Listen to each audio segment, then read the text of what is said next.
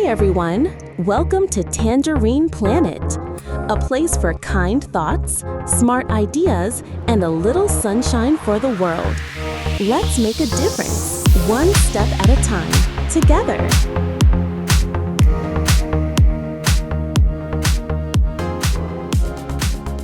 Okay, let's dig into this.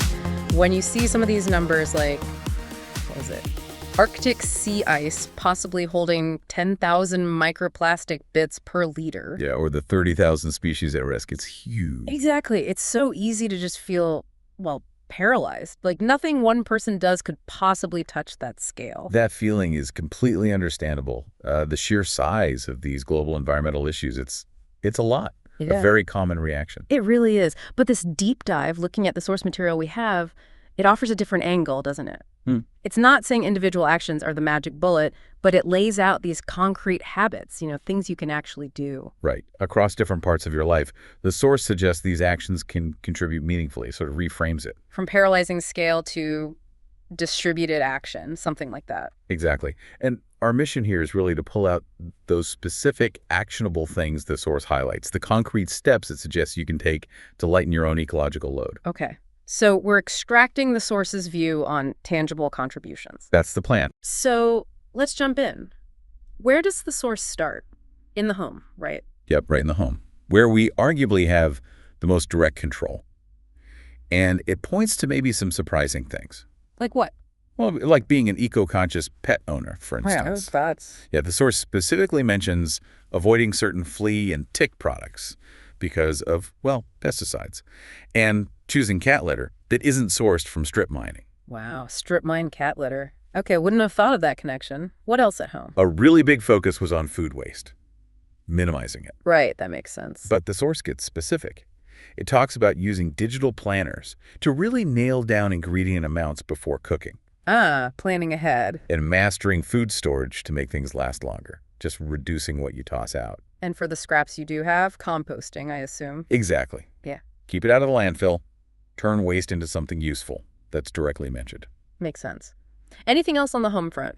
Like bigger picture stuff? It touches on home improvements, too. Things like proper insulation, energy-efficient windows. Okay. Not just for comfort or saving money, but highlighted because they significantly cut down energy use long-term. Got it. So that's the home sphere. Let's step outside then. The source moves on to at the store. How do we make better choices there, according to this? Yeah, this is all about conscious consumption, really, knowing why you're picking one thing over another. Okay. Examples. Greening your coffee routine is one. Reusable pods, obviously. But also specifically looking for bird-friendly coffee. Bird-friendly. Tell me more. The source notes this isn't just some label. It means it's shade-grown, which preserves habitat for migratory birds. A specific positive impact from a choice. That's interesting, a direct link. What about other everyday things? Well, it brought up stuff like tissues, pointing out the cost of using virgin wood pulp, deforestation links. Right. It suggests recycled options or alternatives. Yeah. And switching to reusable cloth things where you can towels, napkins, rags. Simple swaps, but they add up. And of course, it also mentions diet. Considering reducing meat consumption is another big lever you can pull through your shopping choices. Okay, that's a common one mentioned. So home, store, what's next? The neighborhood. Exactly. Moving outward. Acting locally. This is where individual effort starts to multiply, kind of. How so? The source gives examples like organizing tree planting or getting a group together to prune invasive plants, things that directly help the local ecosystem. Boosting biodiversity. Yeah, and it mentions planting pollinator gardens, too. That seems like a nice, tangible thing. Definitely. And a bit broader, it suggests organizing cleanups, local waterways, maybe working with local officials. So individual concern channeled into community action. Precisely. Which then leads pretty naturally into the widest sphere the source talks about. As a citizen, using your voice. Right. Engaging civically. The source highlights understanding how to participate directly. Like how? Like knowing how to submit comments or even testify at federal agency hearings when they're looking for public input on rules or projects. That feels maybe a bit intimidating for some folks. Did it offer ways in? It did mention resources, yeah. Like townhallproject.com for finding ways to connect with your local legislators, voice concerns, show support. Okay, useful tool. And it loops back a bit, framing teaching others practical skills, like home composting workshops, as a form of citizen action, too. Empowering others multiplies the effect. Ah, interesting connection. Yeah, what the source does, I think, quite effectively is structure these different actions. Yeah. From your kitchen waste Right. all the way to policy input. It lays out these spheres. Yeah. Home, store, neighborhood, citizen. It moves you past that initial it's too big feeling. Exactly. It gives concrete paths, tangible examples across different parts of your life. Connecting those small choices to potential impacts, showing different ways you can engage depending on, well, what works for you. Mm-hmm.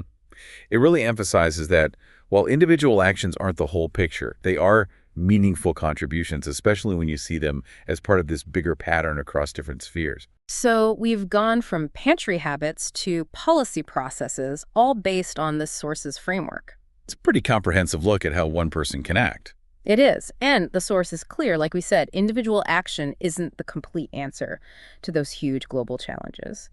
So thinking about how it lays out these distinct areas, personal, community, civic, what does that structure itself maybe suggest about the combined power when those individual habits connect with neighborhood projects and citizen engagement? Yeah. It kind of leaves you wondering about that multiplier effect, doesn't it? How the sum might really be greater than its parts when you combine those spheres. Thanks for being with us today. Don't forget to like, share, subscribe, and tap the bell to keep the good vibes going. Let's join into healing our little world one step at a time, together. And all this is Tangerine Planet. Until next time.